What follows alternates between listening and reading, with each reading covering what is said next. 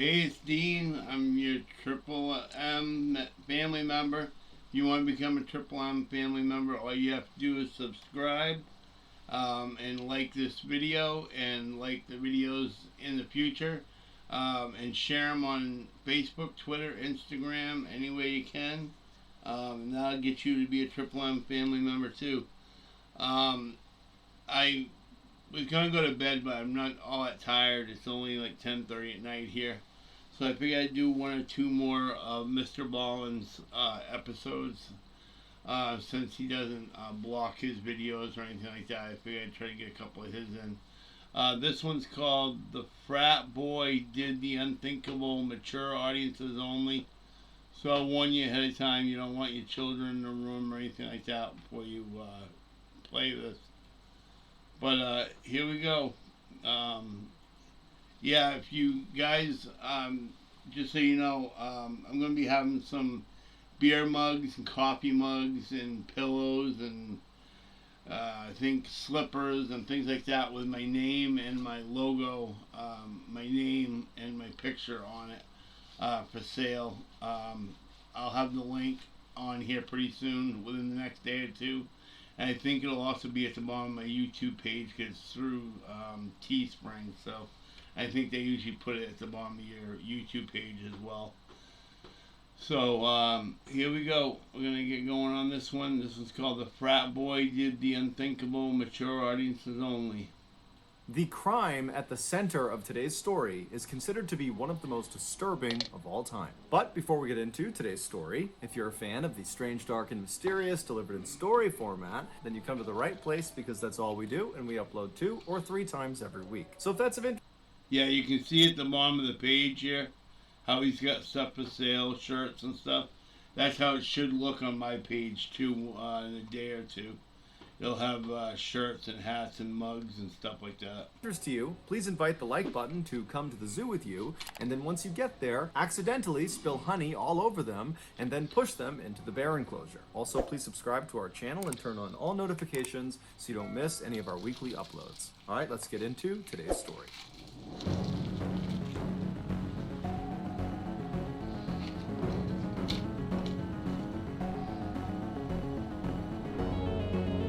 I love the music that they played at the beginning of this. It's like rock music.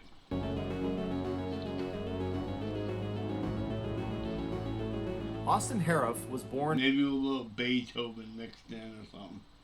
Warning, disturbing images and statements. Viewer discretion is advised. On December 21st, 1996, to a dentist and a pharmacist. They lived in a beautiful home in Palm Beach County, Florida, which is not only one of the nicest and wealthiest places to live in Florida, but it is one of the nicest and wealthiest places to live in all of America.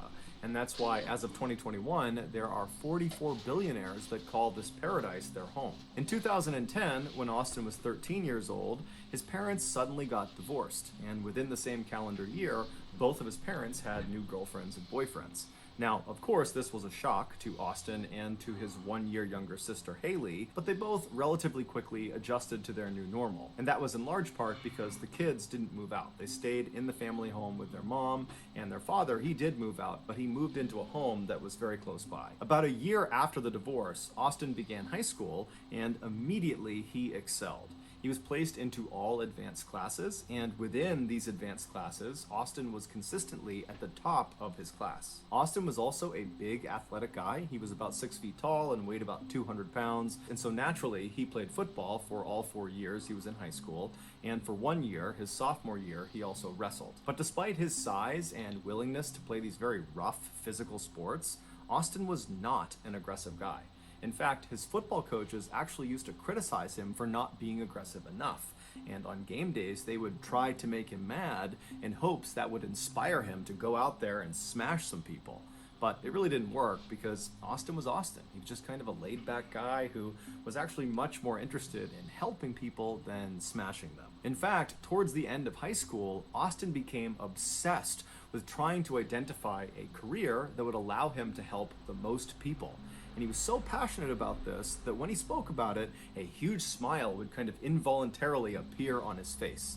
And so because of this, and because of Austin's generally happy disposition, his father very lovingly began referring to him as the happy boy. Shortly before Austin's graduation in 2015, he received a letter in the mail from Florida State University, and it was informing him he had been accepted into their 4-year pre-med program. Austin had settled on medicine as being his intended career path to help the most people, and so being accepted into this very prestigious program was like a best case scenario. And so Austin and his family were elated. And that summer that followed his high school graduation was totally charmed. Austin was on cloud nine. He spent a lot of time with his family and his friends. And then finally, at the end of the summer, his family packed all of his stuff into the car and they drove 6 hours north to Tallahassee, where the Florida State campus was. They helped to move him into his dorm, and then afterwards they gave him a big hug, said good luck, and they left. And I'm sure on their ride back, the family members thought to themselves, Austin is doing so great. He is not only ready for college, he is ready to be an adult. He's ready to live on his own and be responsible. And at the end of Austin's first year in college, that supposition about him ready to be an adult seemed to be accurate. Austin got excellent grades, he met a nice girlfriend, and even though he wasn't playing organized sports like football, he had found another athletic outlet in bodybuilding. And he had actually built a decent-sized social media presence around bodybuilding and fitness. But underneath all of this public success Austin was having that year, he was actually struggling a lot of the time. He just wasn't telling anyone. In a journal he kept, he documented a deep sense of inadequacy caused primarily from his sense that his peers didn't accept him. And so he would write endlessly about how if he could just stop being so shy and be more assertive and outgoing, that more people would embrace him and would like him and would accept him. Over the course of that year, Austin also started abusing different substances. Those included things like alcohol, marijuana, and Vyvanse. Vyvanse is a drug that is a stimulant, and it's used to treat people with attention deficit disorder. He also experimented with hallucinogenic drugs like acid and mushrooms, and he also tried MDMA, which is kind of like a cross between a stimulant and a hallucinogenic. And those are just the drugs that we are aware he was taking. It's entirely possible he was taking other drugs too. Regardless, Austin began oscillating between the high of whatever drug or combination of drugs he was on to the low of his sober mind, which was totally saturated with anxious and depressive thoughts. Before the end of the school year, Austin was secretly poised for a full-blown mental breakdown, and it seemed like he knew it was coming too. In the last month before the end of school, his internet search history... If you guys are having a problem with addiction problems, you can call 1-800-273-TALK. And if you're having problems with suicide, it's 1-800-662-HELP. There's people out there that can talk to you and get you on the right road. There's no reason you have to do it by yourself. You shouldn't feel ashamed to get help. You know, I've gotten help with both my depression and my addiction, and it was a great thing. So it helped me get to where I am now. I wouldn't be doing this right now if I was still using or feeling suicidal. So, all right, back to the story. Is filled with questions like, I think I'm crazy, what do I do? And how do you know if you're crazy? And how to deal with obsessive thoughts? And do I need to sleep? And what happens if you don't sleep? It was clear he was starting to question his own sanity. When Austin finally returned back home from Florida State that summer, his family immediately noticed there was something wrong with Austin. Within a few days of being home, Austin had moved his bed from his bedroom down into the garage, claiming that the reason he did this was because the house was full of demons. At night, instead of sleeping, Austin would patrol the house. He would literally just walk all around the house all night, never stopping, and every 2 hours he would knock on the bedroom doors of his family members and loudly announce that he was guarding them from the demons in the house. Now, you can imagine how his family felt at the time. This was so unbelievably weird and totally out of character that they just didn't really know what to do. Nobody'd be knocking on my door every 2 hours. One time of that, I'd have enough of that. I'd have to sit down and have a talk with that boy. Though it was obvious there was something wrong, They didn't jump into action. Instead, the only thing they did at first was to just start locking their bedroom doors at night to prevent Austin from coming inside during his nighttime patrols. But as the summer progressed and Austin continued to act totally weird with no explanation, his family began to become convinced that he must be on drugs, that is what would explain all of this totally strange behavior. Which he was. I mean, the drugs he was on don't usually do this type of stuff to you, but the hallucination, mushrooms and stuff like that could do that. And so when they confronted him about his drug use, he would admit that he was taking drugs, lots of different drugs, psychedelics, stimulants, you name it. He's taking all these drugs. And so naturally, his family latched on to his That'll definitely do it. Drug use as being the root cause of his very strange behavior. And so they focused their efforts almost exclusively on getting Austin clean again. But towards the end of the summer, Austin said he wasn't taking any drugs, but Austin was still acting totally crazy and unhinged. And so around mid-August, the family decided they had to utilize something called the Baker Act. Under the Baker Act, individuals in Florida who are suspected of severe mental illness can be detained for up to 72 hours at the behest of their loved ones. And during these 72... This isn't just in Florida. There's a lot of states that do that. Maine, New Hampshire, Vermont, just to name a few. California is the state that actually started that after it was a guy named Baker that got shot. And they, because of that, they knew days ahead of the shooting that the guy was crazy.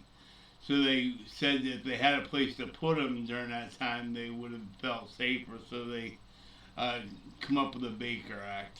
2 hours, this individual is thoroughly assessed to see what's going on with them, and then at the end of those 72 hours, they are given a treatment plan that their family is supposed to help them enact. But before the family could utilize the Baker Act, something horrific happened. On the morning of August 15th, one of Austin's very close friends, who he had known since second grade, said Austin just showed up at his house without calling ahead of time or letting him know, which was very uncharacteristic. And when this friend opened the door to see what Austin wanted, Austin just asked him, "What year was I born?" And so the friend says, 1996. And as soon as Austin heard this, he didn't give a reaction to it. He just turned around and he left. And so this longtime friend is looking at Austin walking away, wondering, like, what's going on with this guy? Is he high on drugs? Is he drunk? Like, what was that? So the friend goes back inside his house and he's thinking to himself, like, what should I do? And so after a couple of minutes, he decides, you know what, I gotta call Austin and make sure he's okay. So he calls Austin picks up, and it's unclear what they talked about on the phone, but the friend convinced Austin to come back to his house and to just spend a day with him. But really, the friend just wanted to make sure Austin was okay. And so Austin comes back to the friend's house. Bad idea. I think he should have Baker acted him or got some kind of help for him other than bringing him back to his house and having him be around him where he could hurt him. And then the two of them actually would leave the house and meet up with some of their other friends that were in town that summer, as well as meet up with Austin's sister. And so the group, they decide they're going to go to the beach for the day. And on their walk to the beach, Austin tells the group that he just needs to get something at his house and that he will meet them down at the water. And so at this point, the group believes Austin is just fine. So they say, okay, yep, we'll meet you down there. And so Austin breaks off. He goes to his house. And when he goes back to the beach and meets up with his group of friends again, he's changed his outfit. He was now wearing this very thick, large football jersey. He was wearing long sweatpants that were also very thick. He had on 2 wristwatches and he had on sunglasses. And so as he walks down onto the beach, his friends look up at him, and it's super hot out, and they're at the beach. So this is a totally weird outfit to have on. And immediately they start kind of giving him crap about his strange outfit choice. But Austin did not think it was funny at all. And at first he was quiet, but then he kind of lashed out and said, "If you tell me I'm crazy, I will kill you." And at this, his friends did not give him any more crap. Everyone just said, "Okay, man, hey, didn't mean anything by it. Just giving you a hard time. No big deal." But Austin's like clearly worked up, and so his sister comes over to him and she's like, "Hey, calm down. It's okay. It's not a big deal." And during this conversation, Austin suddenly goes back to being normal again, and he turns to his sister and he says, "I'm actually half horse and I'm immortal." And his sister's like, "What? you really need to get professional help. You need to see a therapist or a psychologist or something. Something is wrong with you, and it's been wrong all summer. You need to get help. Now, apparently, Austin actually responded to this very positively. And he said, I agree. There is something going on, and I do need to get help. You're right. And so after that, Austin and the rest of the group, they stayed at the beach for several hours. And then in the evening time, Austin, his sister, and Austin's very close friend, who was the guy that saw Austin in the morning when he asked, what year was I born, they all said they had to leave. And so the trio, they leave the beach and they head to Duffy's, which was a restaurant in town. And they were going there to meet up with Austin's father and his father's girlfriend. And so as they're getting to this restaurant, they're walking along the sidewalk, they're nearing this restaurant, when suddenly Austin turns to his sister and says, hey, I need to test out my immortality. And he just turns away from her, away from the sidewalk, towards traffic, and just starts walking into traffic, like he's gonna let a car hit him to test his immortality. And so his sister immediately was able to grab him and pulled him back onto the sidewalk, and then basically stood on the left side of him, preventing him from running out into traffic, and kind of pushed him along up the sidewalk right up to the front door of this restaurant. And when they got there, Austin had stopped trying to walk out into traffic. He was acting normal again. And it was there that the trio met up with Austin's father and his father's girlfriend, and the five of them went into Duffy's restaurant. It was about 7:45 p.m. when they got inside, and they were very quickly sat in the very back of the restaurant in this booth. Something tells me I've heard part of this story before, because I think I remember hearing something about him going into the restaurant and then leaving and then coming back and his mother looking for him or something like that. If this is a story that I remember. And so there was a CCTV camera that watched them while they were inside this building. And so they're sitting at this booth, and about 3 minutes after having sat down, Austin gets up and walks away from the booth and walks as if he's going towards the bathroom, but then stops, doesn't go to the bathroom, turns around and walks back towards the front of the building, and then walks out the front doors, just leaves the restaurant altogether. Now, it's unclear if the rest of his family saw him do this. It doesn't seem like they did, but just a minute later, Austin comes back inside the restaurant and just walks right back to his table and sits down like nothing had ever happened. Less than 10 minutes later, Austin would get up again from his table, except this time, instead of feigning going to the bathroom, he just walks straight from his table right out the front doors of the restaurant and disappears. A couple minutes later, Austin's mother, who was not at dinner with them, she was at her home, which happened to be nearby this restaurant. She was home when she heard the sound of someone coming into her house. And so she went around to see who it was, and she found her son, Austin, in her kitchen, drinking vegetable oil, and there was Parmesan cheese all over the counter that apparently he had been eating as well. And so she runs up to him and she grabs the vegetable oil and she puts it down and she tells him to stop, at which point Austin does stop. And then I guess Austin just went up to his room and he changed out of his clothes because perhaps he got oil all over his shirt. And then his mom just drove him back to the restaurant. And so she watched him get out of the car and she watched him go through the front door, and then she drove off. And so about 30 minutes after he left that second time, Austin walks through the front doors of the restaurant. He's got a different shirt on, different hat on, and he just walks to the back of the restaurant where his sister, his friend, and his father's girlfriend are, and he sits down like nothing had ever happened. At first, it looks like everyone at the table is just silent. But then Austin's father very clearly says something to Austin, and it seems kind of hostile. And it would turn out Austin's father, who loved his son, was just totally at a loss for what to do with him, and he said to Austin when he sat back down, "What is wrong with you?" And at this, Austin just stands up and presses his father's face back up against his seat, kind of pinning him there, and then at some point he just lets go, he leaves the booth, and he walks right out of the restaurant for a third time. Austin's friend, who was eating with them, he got up and kind of chased after Austin, but he was about 30 seconds behind him, and so by the time he got outside, he didn't know where Austin went, and so he quickly came back in the restaurant. He told the rest of the group he didn't know where Austin was, and so at this point, Austin's father's girlfriend would actually call the police and report Austin missing. They knew he was totally unhinged, and they didn't know where he was going to go, if he was a threat to himself or someone else, and so they figured they should just tell the police and have the police go find him. About 4 miles away from this restaurant, 53-year-old Michelle Mishkon. Yeah, I must have heard this story through a different outlet of some kind, because I've never seen this episode, but I did know that his mother drove him back to the restaurant. So I must have seen part of it on the news or something. Was sitting in her garage watching TV. Normally, she would be joined by her husband, 59-year-old John Stevens, but he was out walking their dog. So for the time being, Michelle was alone. The couple had been married for roughly 20 years. They had 3 kids together from previous marriages, and they were just totally in love with each other.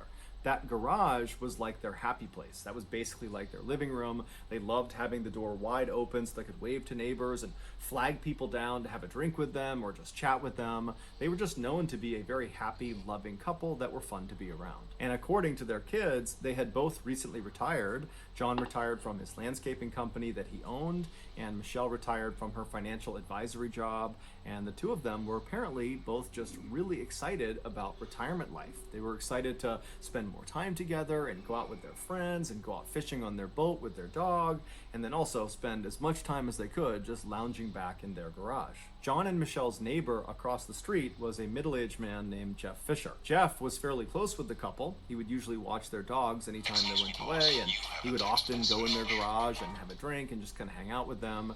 And so this particular night, he was over in his house and he was going to bed early. So he laid down in his bed, he's getting ready to go to sleep, when he hears some strange sounds coming from outside his window across the street over near John and Michelle's property. And so Jeff sits up in his bed and kind of strains his ears to see what it was that he heard. And as he's trying to listen for some faint sound, he suddenly hears a blood-curdling scream, a woman's scream, coming from across the street. And so Jeff instantly leapt into action. He jumped out of his bed, he ran downstairs, and he ran out his front door, and he looked across the street, and he saw this unknown man, some young man that was slamming the car door of Michelle's car that was parked in her driveway, and he begins walking up the driveway, and at the top of the driveway, Jeff sees Michelle is standing in the garage, and she looks totally terrified, and she's facing this unknown young man. And of course, this unknown young man was Austin Harriff. Now, Jeff had no idea what was actually going on. All he knew was he heard this scream, which was probably Michelle, and he's looking out there and he's seeing a situation that just doesn't look good. And so instinctively, he decided he would just run across the street and make sure Michelle was okay. And if he had to, he would confront this unknown man, Austin. So Jeff begins running across his property, trying to get across the street to Michelle, but before he could even get across the street, he's looking up and he can see this guy, Austin, has grabbed Michelle and thrown her on the ground, and now he's on top of her and he's beating her. And so Jeff runs onto the driveway, and as he's going right up the driveway between the 2 cars that were parked there, Austin leaps off of Michelle. He turns around and he looks at Jeff and he says, "You don't want a part of this." And now Jeff, he's a pretty big guy, and so he's looking at Austin and he knows that if he doesn't do anything, this guy is just going to continue pummeling poor Michelle, and he had no idea where John was. And so he ran up and kind of lunged at Austin, and as he did that, Austin swung and he hit Jeff right across the side of the head. But Jeff took the hit, he didn't fall down, he grabbed Austin by the collar and threw him as hard as he could to the ground. And Austin, he hit the pavement hard, face first. And so Jeff is looking at this guy, kind of thinking he's not going to get up. But as he's assessing the situation, watching Austin stand back up again, Jeff suddenly feels a blinding pain in his face, in the side of his head, in his neck, on his back. And he looks down and he sees blood all over his arms. It's everywhere. He's covered in blood. It would turn out Austin was carrying a knife. And so when he punched Jeff, that knife went into his face, it cut the side of his head, it cut his neck, and it cut his back. He had 5 different puncture points from that one swing. And so Jeff believed at the time this was a potentially fatal wound. He was worried perhaps his jugular had been struck and he was bleeding to death. And he's seeing Austin stand back up, coming right after him with this knife. And so Jeff decides their only chance is for him to run and call the police. And so he runs into Michelle's property. He's thinking that he's kind of drawing this guy towards him away from Michelle. He runs into their property, kind of slams into all their doors. He goes out a back door and then he loops around the property, and then he makes a run for it straight across the street to his house. Never once did he turn around to see if this guy was after him. He figured he was right behind him. He gets to his house, he runs inside, he locks the door, and then he calls 911. Police and medical. Young man beating up a woman across the street. Are either of them injured? Can you tell from where you are? Yes, there's a girl laying on the ground. He beat her up. I ran over there. I'm bleeding profusely here at the moment. Okay. I don't know what happened. Can you tell if she's conscious? No, it does not appear so, no. I've been stabbed in the back. I'm bleeding pretty bad. After the call is placed and Jeff is certain that help is on the way, he's barely conscious, but all he can remember thinking was, I hope this maniac, Austin, has abandoned his attack and just run off. Or, I hope John has come outside and he's helping his wife. But unfortunately, all Jeff could hear was the sound of Austin across the street making these loud, animalistic grunting sounds. And at the same time, he hears the sound of someone screaming at the top of their lungs. He doesn't even know if it's one person, if it's two people, if it's male, if it's female. All he hears is screams and grunting sounds. And then seconds later, the police show up. The following narrative is the account of the second responding officer, who we'll just call Dan, and the first responding officer we'll just call Kristen. And so Dan, he comes flying down the street, he's got his sirens on, and he pulls in right behind Kristen's cop car, which is parked right out in front of John and Michelle's property. Kristen is already running up the driveway, her gun is out, she's getting ready to engage somebody at the top of the driveway. And so Dan, he hops out of his car, he's got his hand on his gun, and as he turns to run up the driveway, his view is obscured. There are two cars parked in the driveway, and so he can't see what's at the top of the driveway that Kristen is apparently getting ready to draw her gun on. But as he begins running up the driveway, he sees there is this massive 6-foot wide stream of blood just coming down the driveway. And so he goes around the left side of the left car, he goes up and he sees Kristen right at the top of the driveway. She's got her gun aimed at the ground right in front of the car, so he can't see what's in front of the car yet. He comes bombing around the left side right behind Kristen, and he looks down at what she's aiming her gun at, and he sees there's this man lying on the ground, his eyes are open, he's just laying there kind of stiff, and he's looking up at Kristen and he's looking up at Dan, and he's just quietly saying, please help me. The man on the ground was John Stevens, and on top of John Stevens was Austin. He was kind of laying sideways on John's chest. He had his left arm wrapped around John's neck to kind of hold him in place, and then he had his right arm and he was doing something to John's face. But Dan couldn't really tell what he was doing. All he could take in was there was clearly an aggressor and they needed to get him off of the victim. But Kristen could not take the shot because if she did, she ran the risk of firing the bullet through Austin into John, killing John. And so Dan tells Kristen, hold on, I'm gonna tase him. And so he moves around Kristen to her left side, so he's positioned looking down at the back of Austin. He pulls out his taser, and right before he shoots his taser into Austin's back, he sees what Austin is doing to John's face. With his free right hand, he was reaching into John's mouth and pulling his cheek out, kind of like a fish hook. He was pulling it out as far as he could, and then he was biting into John's cheek, and he was ripping out pieces of flesh and chewing and swallowing them. And from his position... Well, I gotta get used to these headphones. It sounds like somebody was just squealing their tires out in front of my house. It was just the sound in the background. These headphones are awesome, but they're hard to get used to.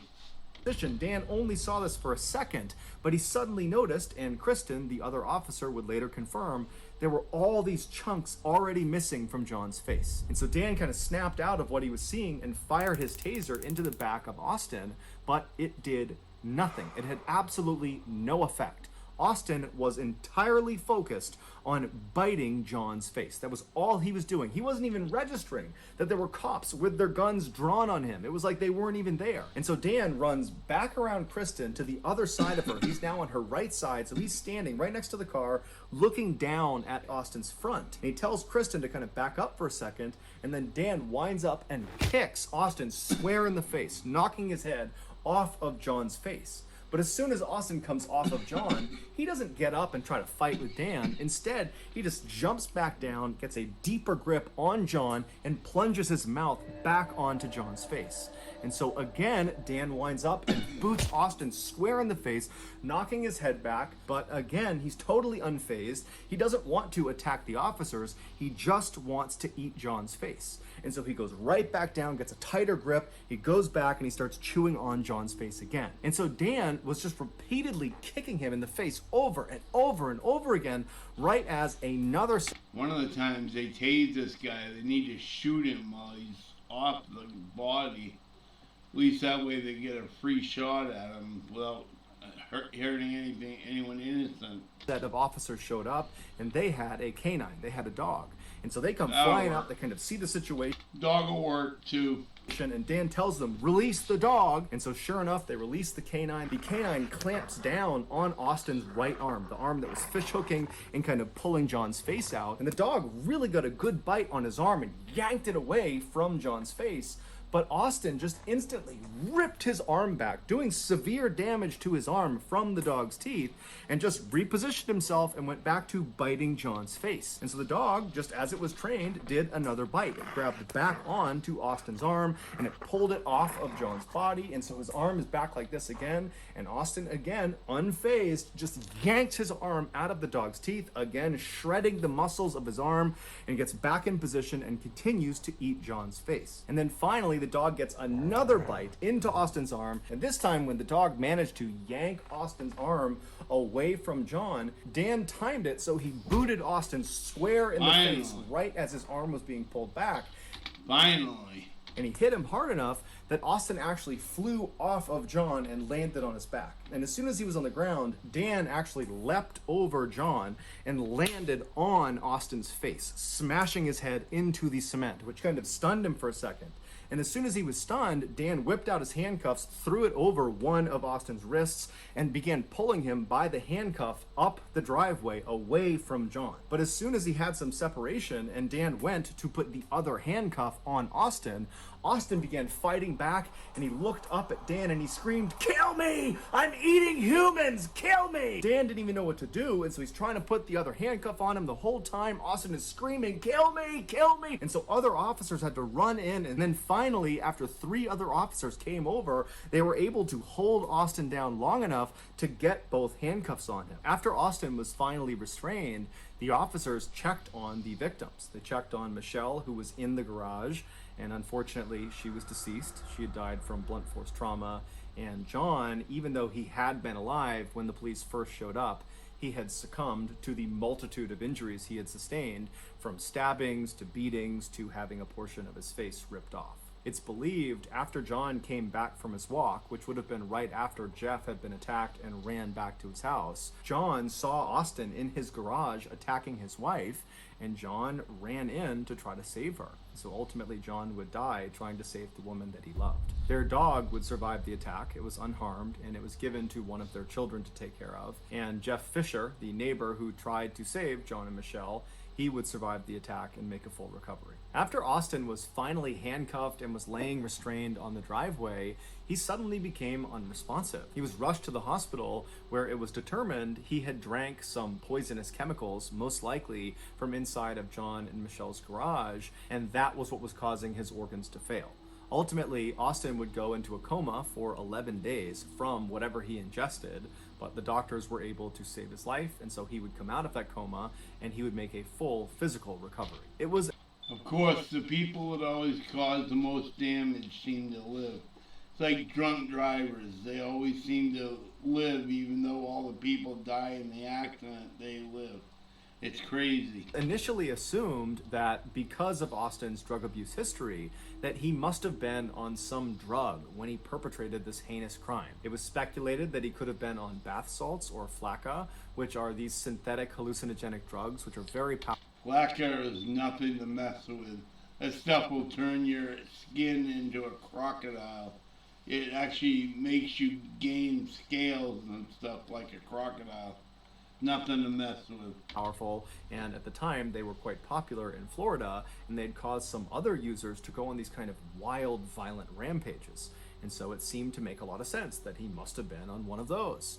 But when Austin's toxicology report finally came back, it showed he only had a very small amount of THC in his system, which is the drug found in marijuana, and then the other drugs that were in his system were all induced by the doctors and nurses at the hospital, which meant at the time of this attack, Austin was effectively sober. When the police asked Austin, "Why did you do this?" he initially said, "I don't remember, I don't know," but eventually he would open up and he would tell this story that no sane person could possibly understand. He said after he left that restaurant where his family was that third time, after he fought with his father and he stormed out, after that, he saw this dark figure outside with a white face. and he knew immediately that this figure was evil.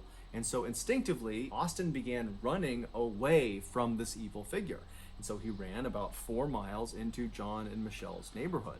And when he got to this neighborhood, a neighborhood he was not familiar with, that he didn't intend to go to on purpose, he just kind of wound up there. He said he saw this brightly lit up garage, and he ran up into it, believing he could enlist the help of the people inside of this house, and that they would help him defeat this evil figure that was lurking somewhere nearby. And so he runs up into this garage, which happens to be John and Michelle's garage, and Michelle is in there. John is not. He's out for the walk with his dog, and Austin approaches her and tries to get her to help him, but he probably came off looking completely insane, and Michelle screamed. At which point, Austin said he believed Michelle was a witch, and so he pulled out his knife and he attacked her. And then after she fell to the ground, Austin said he drank a bottle of alcohol or something, which we now know was most likely very poisonous lawn chemicals that was just in the garage. After he drinks that bottle, he turns around and now he's looking out of the garage towards the street. And he said he saw this other figure in the doorway with a dog next to him. And then Austin said his mind just went blank. It's believed the figure he saw in the doorway was John Stevens returning from his walk, but we don't know for sure, and frankly, this story is pretty incoherent to begin with, because it doesn't account for the fact that before John came back, Austin had been grappling with Jeff Fisher and stabbing Jeff Fisher, the neighbor. But Austin would say he has no recollection of encountering Jeff Fisher, he has no recollection of John or what he looked like, and he certainly doesn't remember biting John's face, and he had no memory of any interactions with police. He said that basically he turned around, he sees this figure, this dog, and then his mind went blank, and then he woke up about 2 weeks later in the hospital. Now, when his story went public, a lot of people just were not willing to accept that story. The story went public. I must have heard it on the news. They said he was making it up so he could plead insanity at his trial and get a lesser sentence. But a world-renowned forensic psychologist named Philip Resnick, who had worked on many high-profile cases before, Heard of him. he did a lengthy assessment of Austin, and he came to a very different conclusion than the public. In his 38-page report, Resnick points out the fact that Austin continued to bite John's face even when he was being openly threatened with being shot by the police officer standing right over him. He continued to bite John's face after he was tased. He continued to bite John's face after he was kicked in the head repeatedly. He continued to bite John's face after a dog repeatedly bit him. This all suggests that Austin was truly in a psychotic state when this attack occurred. A sane person, even under the influence of drugs, will retain a basic survival instinct. They will try to protect themselves. So when there are guns pointed at them, or they're being physically harmed, or there's threats of violence, they'll do things to protect themselves. But Austin didn't. It was like he had no idea about anything else except John's face. Resnick specified that the type of psychotic episode that Austin was suffering from on the night of the attack is something called clinical lycanthropy delusions. Clinical lycanthropy is a very rare occurrence where an individual believes they are no longer human. And almost always what they believe they are is something akin to a werewolf. And in Austin's case, it's not that hard to figure out why you might reach that type of conclusion. He had told his sister that he believed he was half horse, and then on a couple other occasions he had told his other friends that he believed he was half dog. And then of course, on the night of the attack, after he killed Michelle, he pounced literally on John and began eating his face while making those loud animalistic grunting sounds. This is behavior that is certainly on par with what you would expect a werewolf to do in a movie. But this was not a movie, this was real life. After Austin came out of his coma, but before he had been transferred to jail, he agreed to do an interview with the clinical psychologist, TV personality Phil McGraw, better known as Dr. Phil. And during their 10-minute Zoom interview, Austin would break down and cry and say he was incredibly sorry to the family of the victims, that he didn't really know why it happened, and that clearly there was something wrong with him and he needed help. And he just hoped they could find it in their hearts to eventually forgive him. But it's unlikely the family of the victims are going to forgive him anytime soon, especially when you consider they came out in an interview and said, "I hope Austin makes a full recovery from his coma, that he has no brain damage, that he is totally A-okay, so he can be fully aware and lucid when they read him his sentence." A sentence they hoped would be the death penalty. As of right now, though, the family of the victims will just have to keep on waiting because Austin is still in jail awaiting trial. So that's going to do it, guys. If you got something out of today's episode and you haven't done this already, please invite the like button to come with. Definitely go and like his channel, subscribe to his channel. He's got a good channel. He's a good guy. If anybody deserves the electric chair, I think it's this guy. He's just he's horrible. He's evil. You know, he's the word evil. I mean, he's just a horrible person. This was one of his better stories, actually. I really like this one. Maybe because it's so complex or whatever, but it was really good. So if you like this, please hit the like button. Don't forget to subscribe if you haven't already. Ring the bell if you haven't already. Leave a comment down below, especially if you know how to fix my camera I can't figure out how to use. And as soon as my glasses and things like that come available, I'll put them up so that you guys can take a look at them if you want to buy them. Other than that, this is Dean saying have a nice day. I'll probably do one more of these before I go to bed. So I'll see you in a few minutes. I'll see you on the next one. This is Dean saying have a nice day.